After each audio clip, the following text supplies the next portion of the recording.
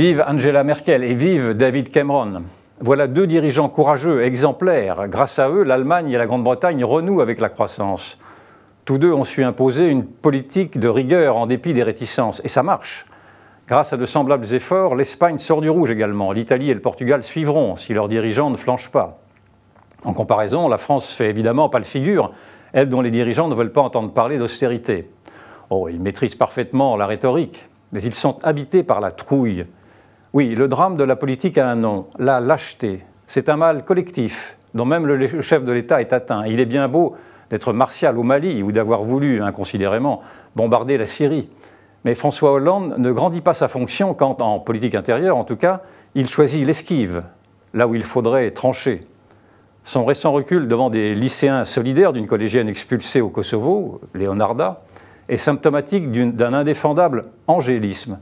Dans une société aussi tendue que la nôtre, l'État ne peut se permettre d'être faible. Or, il l'est, et plus que jamais. Ségolène Royal, qui a du flair, met le doigt sur la plaie.